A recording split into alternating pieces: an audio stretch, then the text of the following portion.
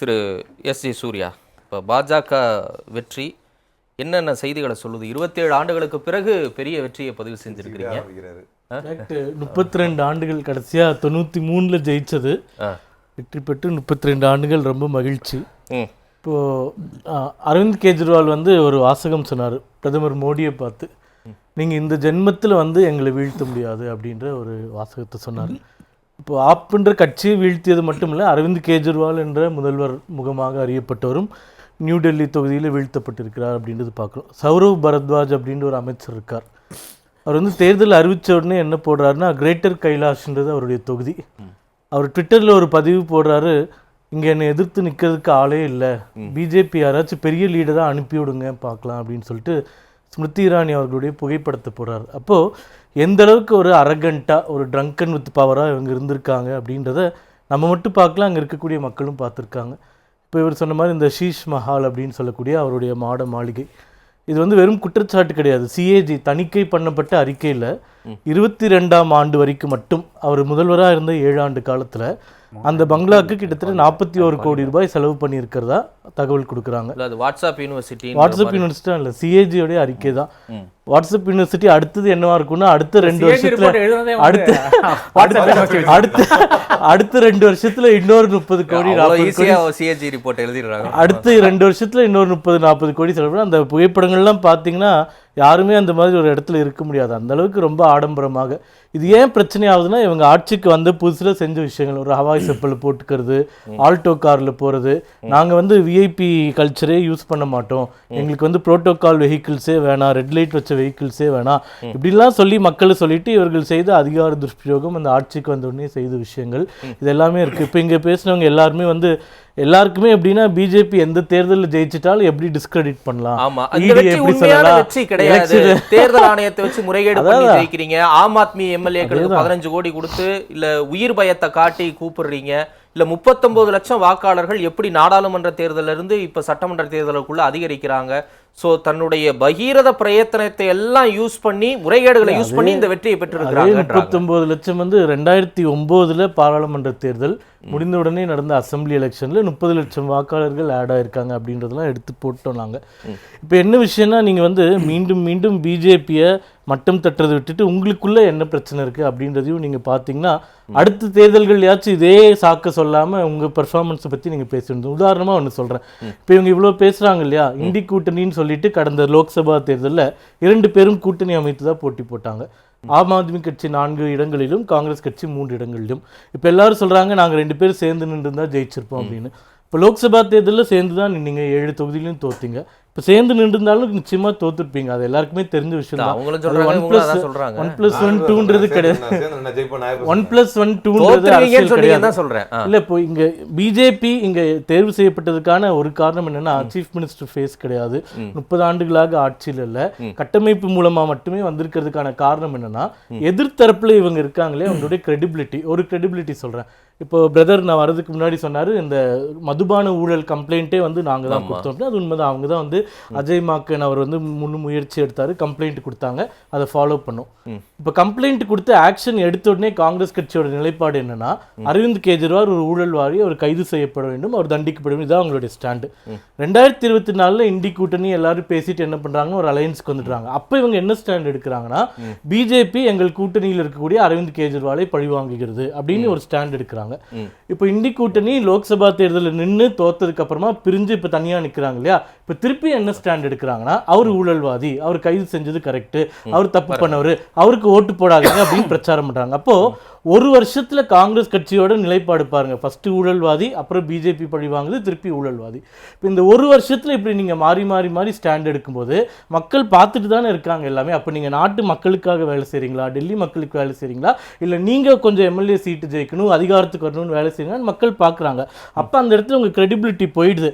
அதை நீங்க மறந்துட்டு எங்களை தப்பு சொல்ற. இப்போ இவ்வளோ பேசுறீங்களே, ராகுல் காந்தி மிகப்பெரிய தலைவர், இந்தியாவே வசீகரிச்சிட்டாருன்னு சொல்லிட்டு. டெல்லின்றது இந்தியாவினுடைய தலைநகரம். 3 தேர்தல்கள்ல 2015 இருந்து 2025 வரைக்கும் 3 தேர்தல்கள்ல ஒரே ஒரு எம்எல்ஏ சீட்டு கூட ஜெயிக்க முடியாத ஒரு தலைவர் தான் உங்க தலைவர். இல்ல, அந்த விமர்சனத்தை நான் புரிஞ்சுக்கிறேன். இல்ல, நீங்க கிரெடிபிலிட்டி கொஸ்டின் பண்ணீங்கல்ல, அது எல்லாருக்கும் பொருந்தும் தானே. இப்ப நீங்க இதே இன்னைக்கு உங்க கூட இருக்கக்கூடிய அஜித் பவாரை கடந்த காலத்துல எப்படி விமர்சிச்சீங்க? இல்ல இல்ல நான் முடிச்சிரேன் சூர்யா வெயிட் இல்ல உங்ககிட்ட பதில் எதிர்பார்க்கிறேன். நம்ம ஆக்கப்பூர்வமா தான் விமர்சிக்கிறோம். அஜித் பவார் குறித்து என்ன பேசுனீங்க, இன்னைக்கு எந்த இடத்துல அவரை வச்சிருக்கீங்கிறது ஒண்ணு. இதே நிதிஷ்குமாரை நீங்க எப்படி விமர்சிச்சீங்க, அவர் உங்களை எப்படி விமர்சிச்சாருன்னு தெரியும்.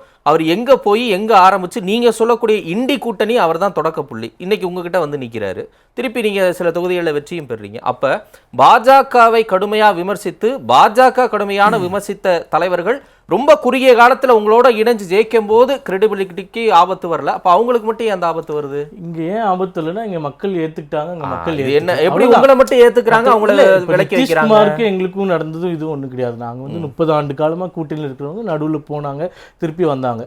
அஜித் பவார் அவர்கள் வந்து உண்மையிலே பொருந்தா கூட்டணின்றது எல்லாருக்குமே இருக்கக்கூடிய ஒப்பீனியன் தான்.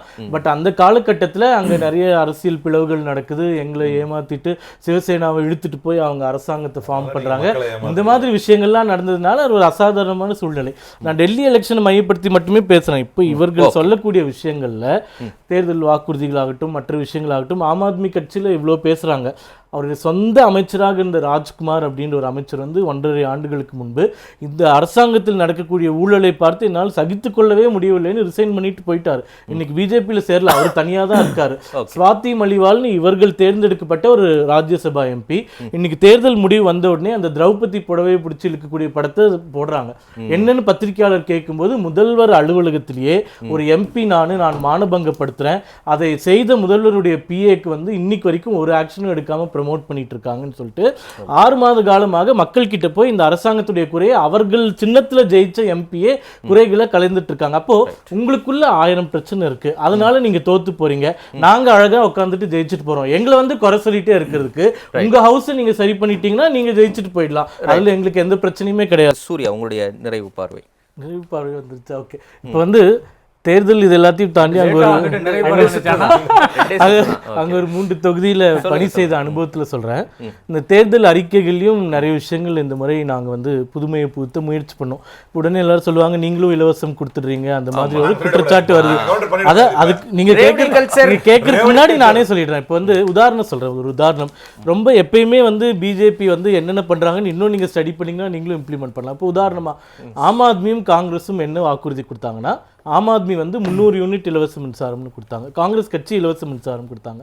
நாங்க என்ன சொன்னோம்னா எல்லார் வீட்லயும் சோலார் பேனல் இலவசமாக இம்ப்ளிமெண்ட் பண்றோம், அதன் மூலமா இலவச மின்சாரம் உங்களுக்கு தேவையானது நீங்களே தயாரிச்சுக்கலாம் அப்படின்னு ஒரு ப்ரொபோசல் கொடுத்துருந்தோம். இந்த மாதிரி நிறைய விஷயங்கள் நான் சொல்ல முடியும். இப்போ 2500 ரூபாய் பெண்களுக்கு மாத உரிமை தொகை கொடுக்குறோம், காம்படிட்டிவ் எக்ஸாம்ஸ் படிக்கிறவங்களுக்கு பணம், கழிப்பறைகள் இல்லாத இடத்துல பொது கழிப்பறைகள், ஃப்ரீ லேப்டாப். இது ஒரு உதாரணமாக சொல்கிறேன். ஃப்ரீ லேப்டாப்ஸ் வந்து இவங்க சொல்லியிருந்தாங்க. இவங்க என்ன சொன்னாங்கன்னா எல்லாருக்கும் சொன்னாங்க. நாங்கள் என்ன சொன்னோம், மெரிட்டோரியஸ் ஸ்டூடெண்ட் அப்படின்னு சொன்னோம். எதனால் அப்படி சொல்கிறோன்னா, இவங்கள மாதிரி இப்போ கர்நாடகாவில் தெலுங்கானாவில் என்ன சொன்னாங்க, வேலை இல்லாதவங்களுக்குலாம் 3000 ரூபாய் தரோம் நாங்கள். அப்புறம் என்ன சொன்னாங்க, போன அகடமிக் இயரில் கோர்ஸ் முடிச்சுட்டு வேலை இல்லாதவங்களுக்கு 3 வருஷத்துக்கு 3000 ரூபாய் தரோன்றாங்க.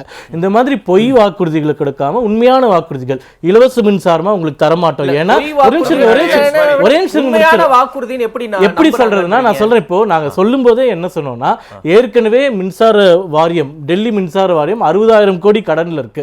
நான் இலவச மின்சாரம் கொடுத்துட்டே இருக்கேன்னு உனக்கு பொய் சொன்னா நாளைக்கு அதையே இழுத்து மூடிட்டு போயிட்டு வரும். அதனால இலவசம்னு நான் பொய் சொல்லல, இலவசமா சோலார் பேனல் உனக்கு போட்டு தரேன், நீ அதை யூஸ் பண்ணி இலவச மின்சாரத்தை நீயே உற்பத்தி பண்ணிக்கோ அப்படின்னு சொல்லிட்டு மக்கள் கிட்ட போய் மக்களுக்கு தேவையான விஷயங்களை ப்ராமிஸ் பண்ணியிருக்கோம். இன்னொரு விஷயம், இவங்க எல்லாம் என்ன பிரச்சாரம் பண்ணாங்கன்னா, அந்த குடிசை பகுதிகள் இருக்கு, கிட்டத்தட்ட 1700 காலனிஸ் இருக்கு அப்படின்னு சொல்றாங்க டெல்லி பகுதிகளில். அந்த இடத்துல பிஜேபி வந்துருச்சுன்னா உங்க வீடெல்லாம் இடிச்சிருவாங்க அப்படின்னு சொன்னாங்க. பிரதமர் என்ன சொன்னார்னா, 2 பகுதிகளில் புதிதாக அரசாங்கத்தின் சார்பாக அடுக்குமாடி குடியிருப்புல கட்டி மக்கள் கிட்ட கொடுத்துட்டு, இதே மாதிரி நாங்க ஆட்சிக்கு வந்த ஒவ்வொரு பகுதியிலும் குடிசைகளை அகற்றிவிட்டு வீடுகளை கட்டி உங்களுக்கு இலவசமாக கொடுப்போம் அப்படின்னு சொல்றாங்க. சூர்யா, அவங்க சொன்ன வாக்குறுதிகளை நம்பாத மக்கள் நீங்க சொன்ன வாக்குறுதிகளை மட்டும் பிளாங்கெட் வாக்குறுதி, இவங்க சொல்றது பிளாங்கெட் வாக்குறுதி. இன்னொன்னு, இவங்க சொன்ன வாக்குறுதிகள் எந்த மாநிலத்திலும் முழுமையாக நிறைவேற்றவே இல்லை. அவங்க என்ன சொல்றாங்க, இல்ல டபுள் என்ஜின் சர்க்கார்னு சொல்லி லெப்டினன்ட் கவர்னரை வச்சு நீங்க மிரட்டிக்கிட்டே இருக்கிறீங்க. மக்கள் சலிச்சு போயிட்டாங்க. சரி இனி வேற வழியே இல்ல, பிஜேபிக்கு போட்டாதான் நமக்கு நல்லது வரும்ன்ற நிலைக்கு கொண்டு போயிட்டீங்கன்றாங்க. அங்க வந்து பைப்போலார் தாங்க. காங்கிரஸ் வந்து அங்க பிக்சர்லே கிடையாது. கடந்த தேர்தலில் 4%, அதற்கு முன்னாடி 7%, இந்த தேர்தலில் 6%. அப்போ ஆம் ஆத்மியா பிஜேபியான்றதா மக்கள் மத்தியில் இருக்கக்கூடிய கேள்வி. இப்போ ஆம் ஆத்மியில இவ்வளவு பேர் ஊழலுக்கு சிறைக்கு போயிட்டாங்க, இவ்வளவு நிர்வாக சீர்கேடு இருக்கு, அப்ப பிஜேபிக்கு வாய்ப்பு கொடுக்கலான்னு கொடுத்திருக்காங்க. இதுதான் உண்மை. அதற்கு பிரதமர் மோடியோடைய முகம் வந்து மிகப்பெரிய உதவியா இருந்திருக்கு அப்படின்றத நம்ம பார்க்கலாம்.